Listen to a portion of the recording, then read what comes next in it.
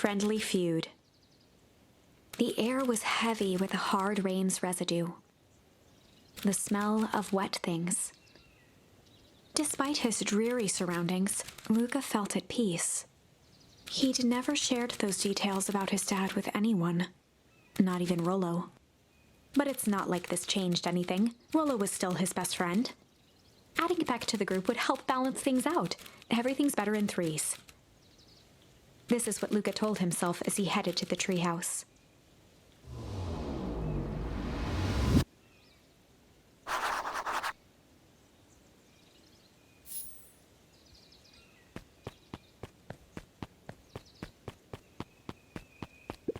After the foul harvest destroyed their wealth and reputation, the Valentines shuttered off their estate from the rest of town.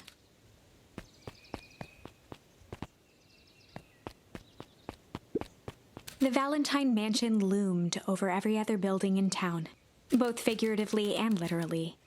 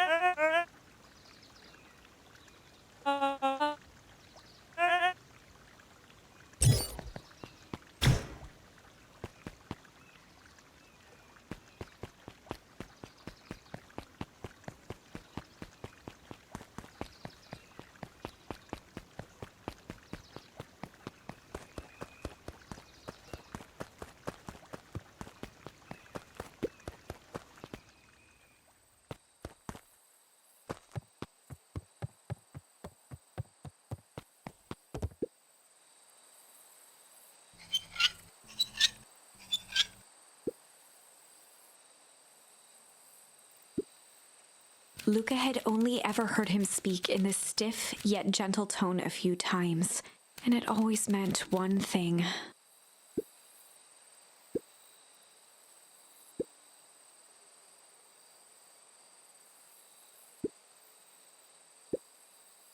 Rollo scoffed.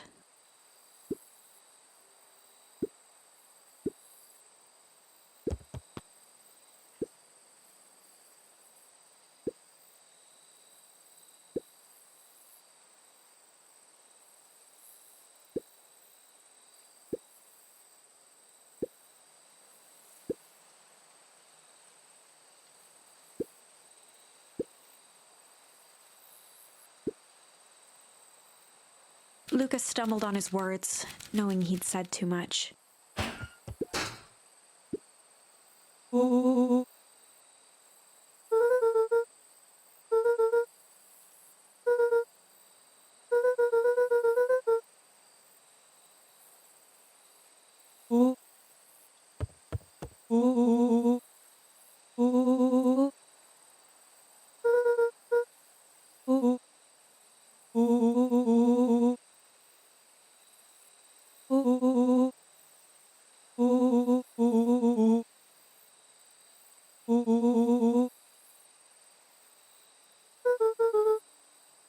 Luca became instinctively angry in response. Both boys were now shouting across the distance.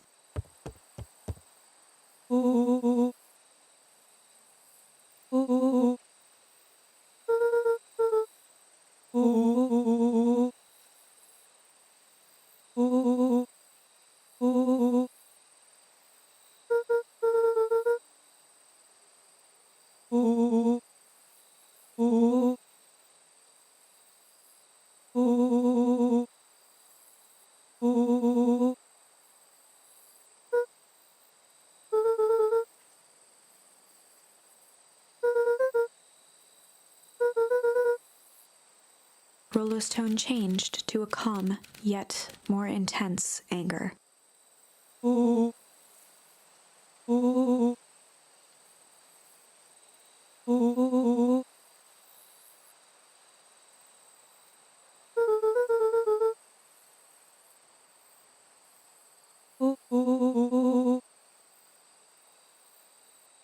words hung in the cold night air.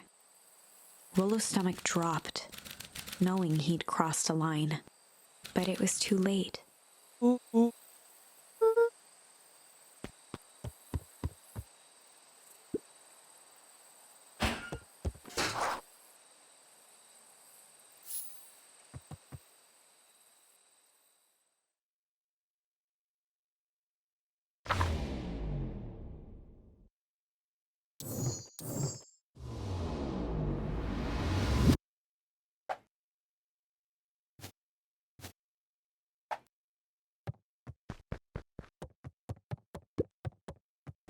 Luca dug through his old stuff, not even sure what he was looking for.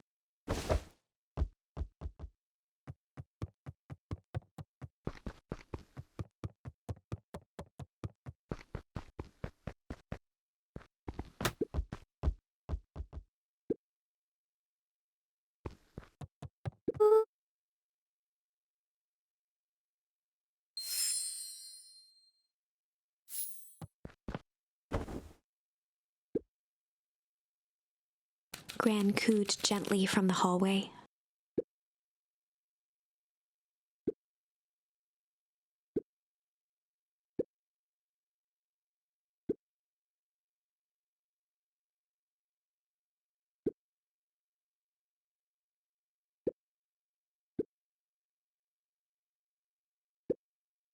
Luca just wanted to be alone. He waited to hear the sound of the front door closing.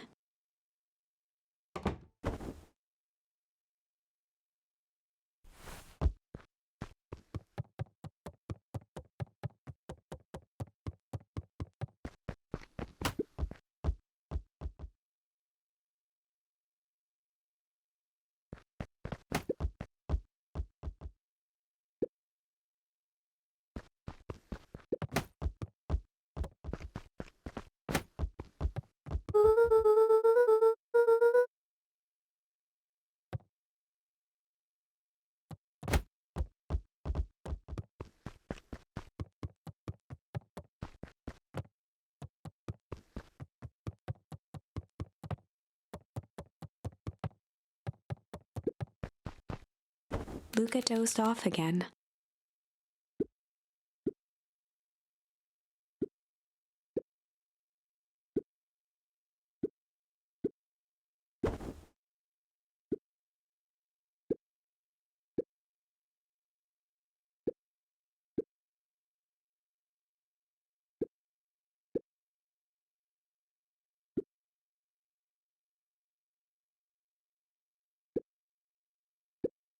Luca still couldn't bring himself to go out. Besides, if he ran into Rollo, he'd have to actually confront the situation.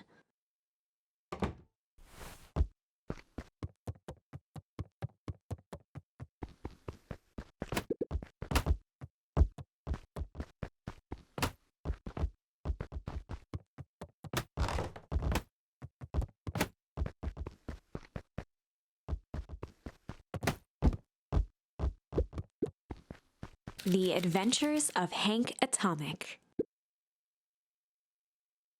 Luca carefully opened the cover and began to read. Rollo had received it for his birthday, a special hardcover edition with behind-the-scenes commentary and bonus art. Rollo cherished it, but asked that Luca keep it at his house. Luca wasn't sure if it was because Rollo didn't trust himself with it, didn't trust his sister around it, or just wanted an excuse to come hang out at Luca's more often. Whatever the reason, Luca didn't mind, but it had stayed right there where Rollo had stashed it ever since. Now, at the foot of his bed, Luca lost himself in the pages. He'd read it all before, but at this moment, it somehow felt sentimental.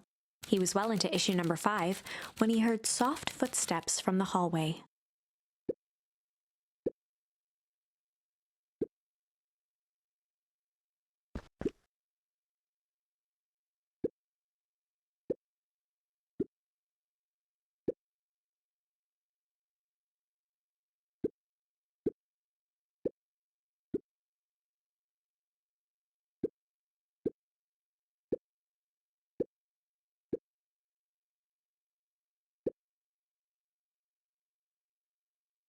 Without realizing it, Luca had pouted away the entire afternoon. He once again felt the weight of it all and allowed his weary eyes to close. Luca stood in a vast black expanse. He looked up at his father standing beside him. Walt was working a straw at the bottom of a fountain glass, trying to collect the last bits of milkshake. "Dad, where are we?" Taking a final loud gurgling sip, his father peered up from the glass. He jangled the straw playfully with a warm smile, then lifted the empty glass as if to point into the darkness. "The source?" Luca's eyes followed his father's gesture. In an instant, he was sitting in front of a blazing campfire. Across from him sat a large figure in a yellow hazmat. The figure's voice was a scratchy echo. "Well, if it isn't the man of the hour, make yourself comfortable." Luca held his shivering hands over the flame to warm himself. "It doesn't work that way here." Their yellow-gloved hand pointed to the base of the flame. "It's a cold flame, see?" Luca peered at the base of the fire. It wasn't wood that was burning. It was Beacon Pines itself. Tiny buildings, freezing and crumbling as they were consumed by flame. Luca could see small shadows moving in the burning city. People. Luca leapt to his feet. "We've got to help them!" The figure gave a dismissive wave of their hand. "Why waste energy helping people who can't even help themselves?" The figure bent down to examine the panicked crowd as they desperately tried to stop the flames. "They only care about what's right in front of them. Not like us." Luca's voice was a trembling whisper. "Us?" The figure slowly stood up, grabbing its helmet with both hands. With a jolt and a twist, the suit emitted a gasp. A cloud of torpid mist escaped, slowly revealing the face within. Luca's own face looked back at him. Older, worn, distant. The sensation was oddly familiar, as if he'd caught his own reflection by surprise in the mirror. The doppelganger smiled. "I tried to help once." He gestured towards his face. "And all it got me was this." Luca staggered back. "You aren't me." Luca felt a hand catch his shoulder. His father was there again, beside him. Every choice sets us on a path. This is the end of one of your paths, son. Luca watched his older self shake its head ruefully, its face twisting into a cruel grin. Welp, Dad, if you wanted him to see this, far be it from me to disappoint. Luca watched in shock as the figure took a confident step forward and plunged into the flames. In a flash of cold light, he was gone. What does all of this mean? Luca felt a reassuring squeeze on his shoulder. Just remember, why we choose matters just as much as what we choose. Luca woke up to see a hazy figure at the foot of his bed, silhouetted in the morning sun.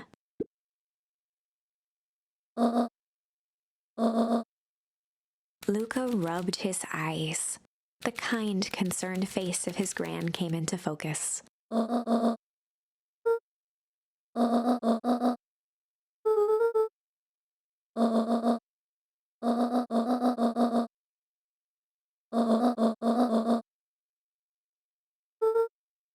Gran silenced Luca with a gentle pat on the leg.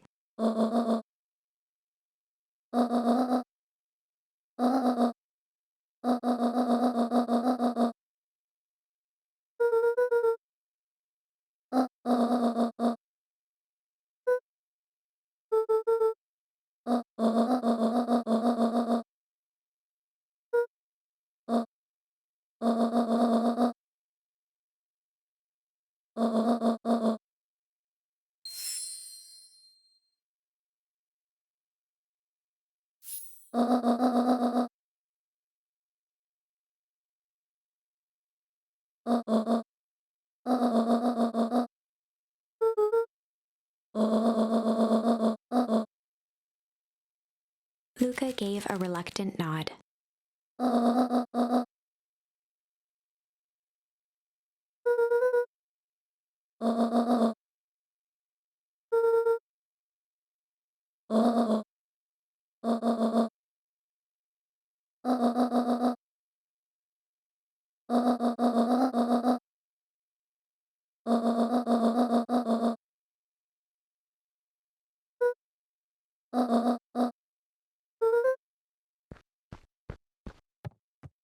Luca took a deep breath.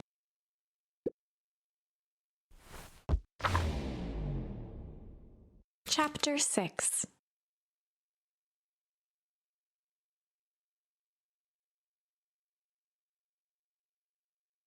Through thick and thin. Despite Luca's bitterness, Gran was right. He needed to hash things out with Rollo. A big fight changes the nature of a friendship. Whether, in the end, it is for the better or for the worse, all comes down to understanding. If one is not careful, the same familiarity that builds the strongest of bonds can become the wrecking ball that shatters them. Luca emerged from seclusion, taking in the crisp festival air. But the events of the day weren't on his mind. He had to find Rollo.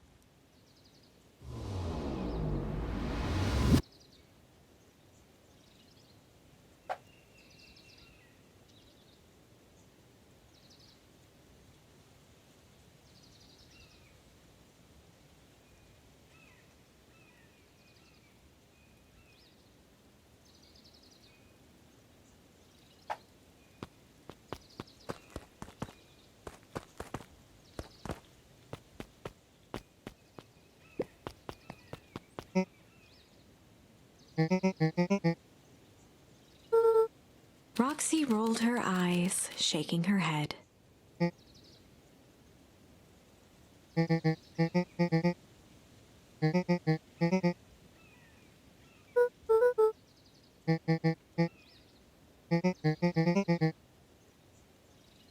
Luca looked down and kicked at the dirt.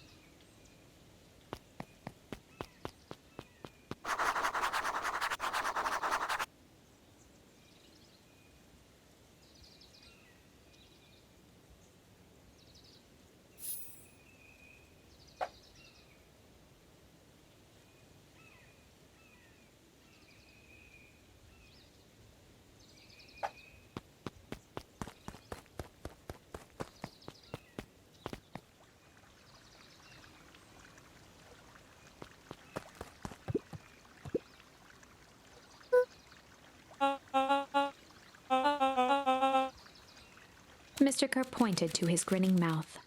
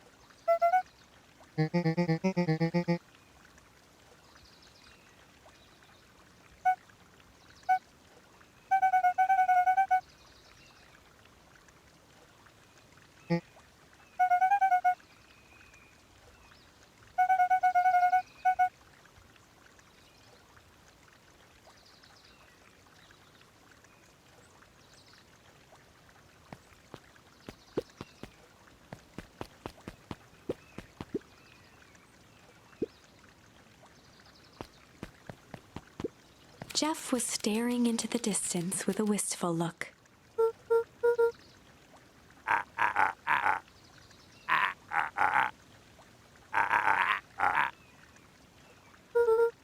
Jeff turned to Luca with a furrowed brow, then gave an understanding nod. For a moment, the two now shared that same wistful gaze.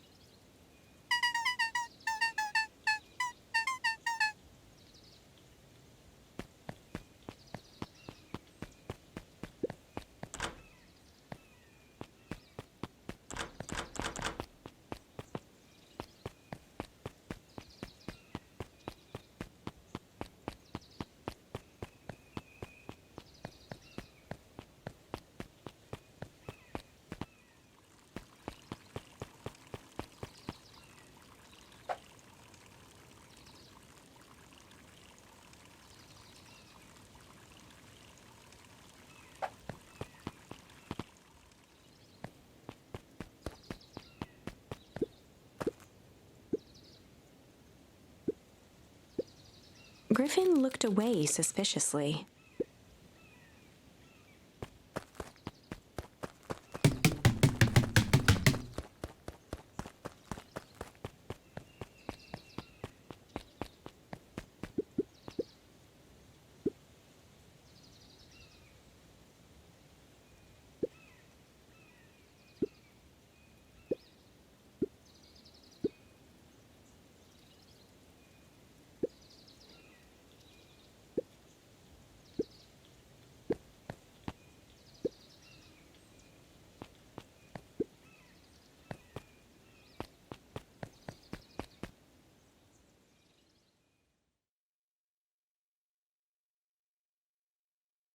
We all know Beacon Pines is a great town. What you may not know is great towns grow from mighty roots. And that is why you cannot tell the story of Beacon Pines without telling the story of one Shopper Valentine. Young Shopper's keen intellect and strong moral fiber led to a grand vision. A vision of a community dedicated to a better tomorrow. In his own words, a better tomorrow is within our grasp, but it requires a singular mind to harness it. Lucky for us, he decided to grow that vision here, in Beacon Pines. And how does one grow a better tomorrow? With fertilizer, of course. Valentine's Fertilizer Company became the lifeblood of a town yearning for purpose. But then tragedy struck, a scientific experiment gone wrong. An accident which took Shopper away from us far too soon. To this day, we struggle to pick up the pieces. But one foul harvest isn't enough to stop the people of Beacon Pines. The spirit of Shopper Valentine lives on. It lives in the hearts of everyone with a dream for a better tomorrow. Together we will follow his example and grow a bountiful future. Paid for by the Valentine family and the Valentine Fertilizer Company Remembrance Fund.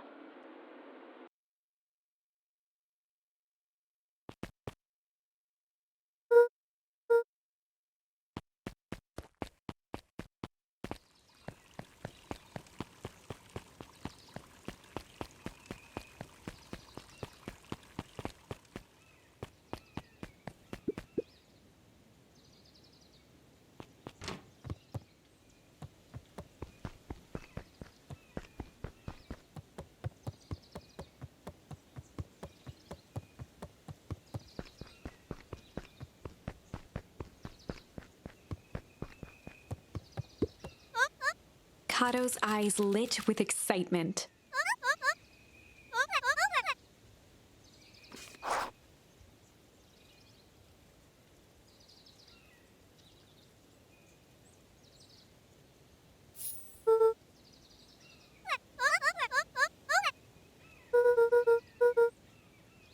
Kato straightened up and cleared his throat as if preparing to sing.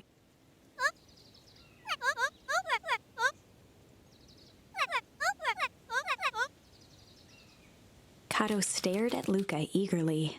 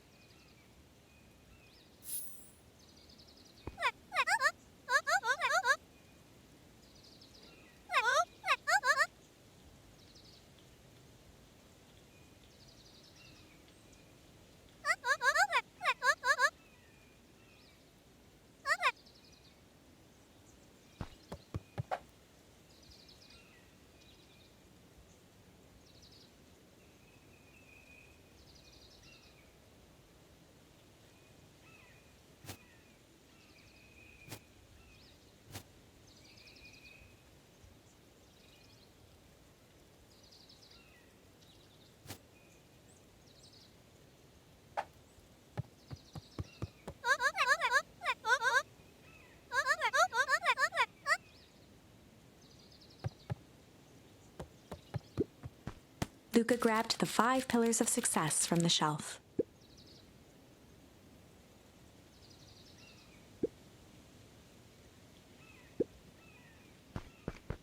Luca grabbed The Issue with Self-Help, a helpful guide, from the shelf. Luca grabbed 500 meals for one big pot from the shelf.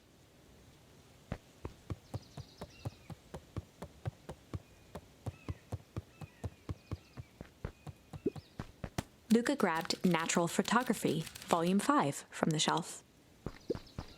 Luca grabbed The Modern Science of Atomic Radiation from the shelf. Luca grabbed The Adventures of Hank Atomic, issue number 5, from the shelf. Luca grabbed The Adventures of Hank Atomic, issue number 4, from the shelf.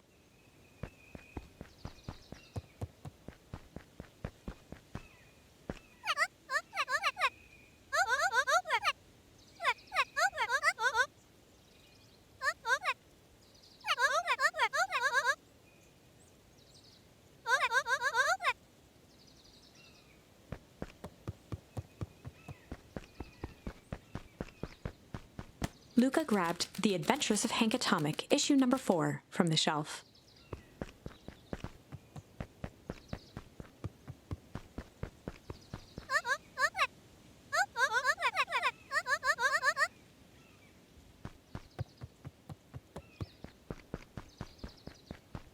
Luca grabbed The Adventures of Hank Atomic, issue number 5, from the shelf.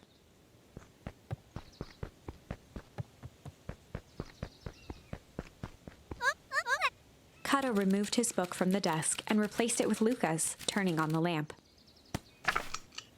As he slid the book under the purple light, 2 words glowed: The Adventures of Hank Atomic, issue 5.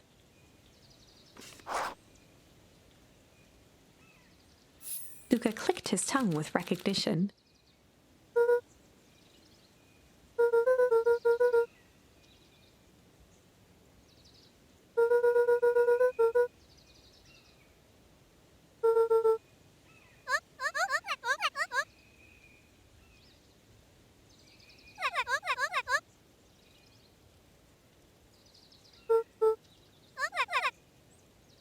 Kato began flipping through the pages, stopping when he hit a glowing word. He continued flipping.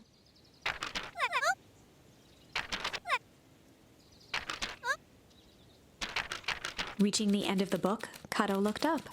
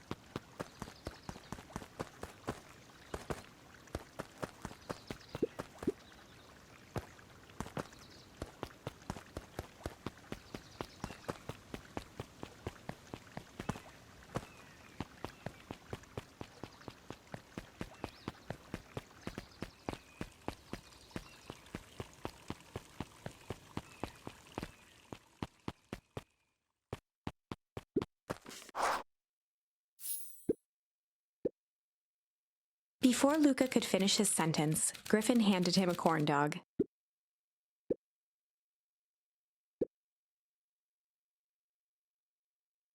Luca shrugged, taking a sizable bite out of the corn dog.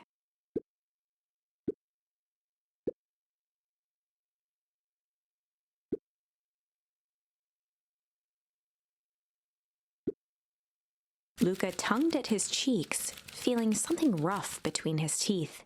He reached into his mouth and pulled out a slip of paper. He shook off the bits of corn dog to read the slip.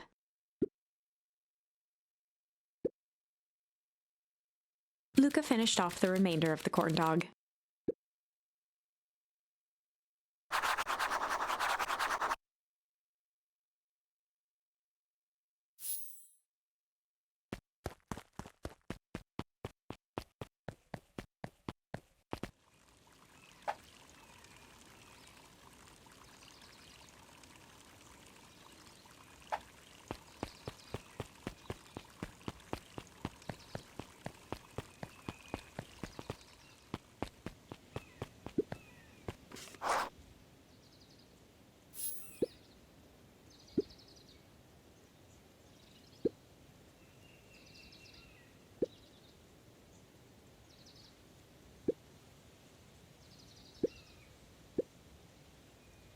Lumi waved his hands around sarcastically as he began.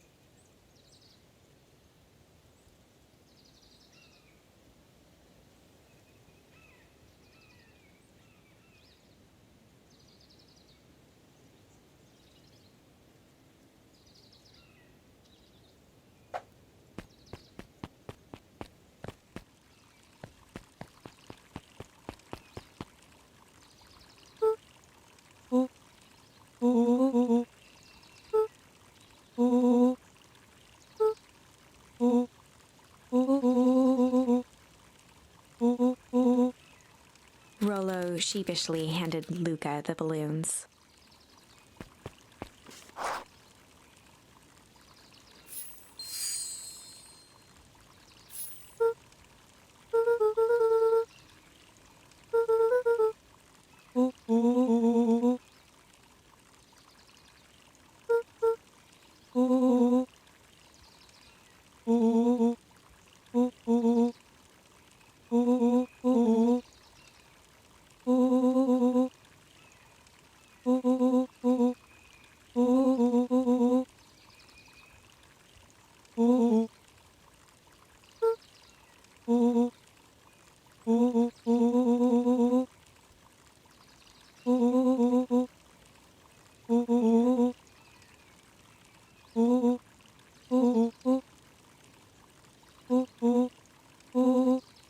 Luca threw himself at Rollo, hugging him as tightly as he could.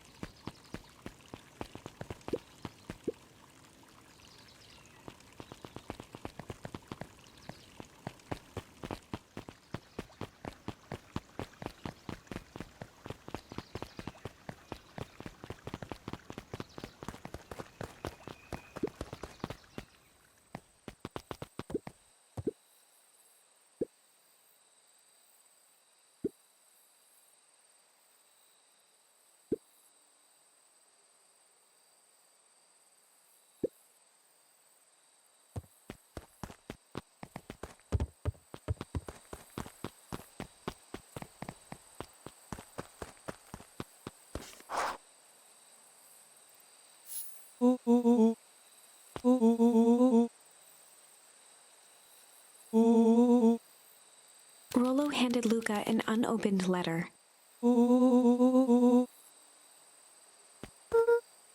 Luca, some things are going to happen that might be difficult for you to understand.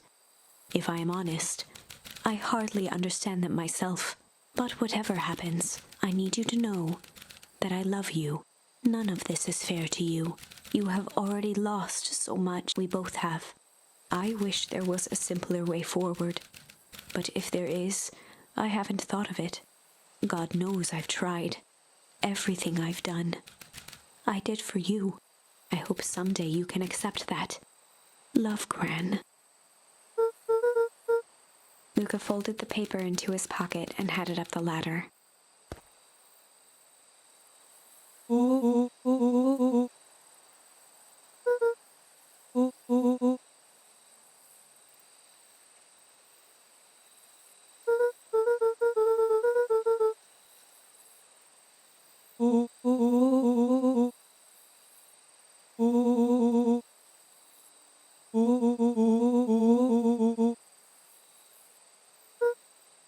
Luca was at a loss for words, but that was fine. Words aren't always necessary.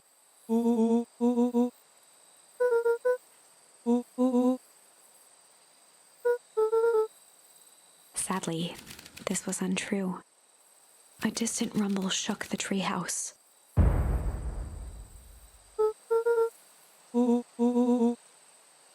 It was not fireworks. It was something the boys couldn't possibly comprehend. Something as old and cruel as time itself.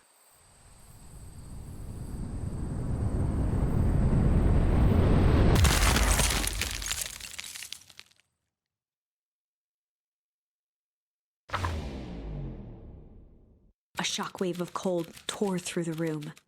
A bitter, unfathomable chill. Before they could react, it encased them in ice. Two boys, reunited by friendship, only to be cruelly separated by a malevolence beyond reason. And so, our story ends on this melancholy scene. In a silent treehouse turned statuary, in a town brought low by its secrets, sits a pair of friends, alone, together, for the rest of time. The end. No, that can't be the ending. It simply can't. I won't accept it, and I hope you won't either. There are more endings, more possibilities. I can feel it. We are just going to have to sort through them all until we find the one that fits.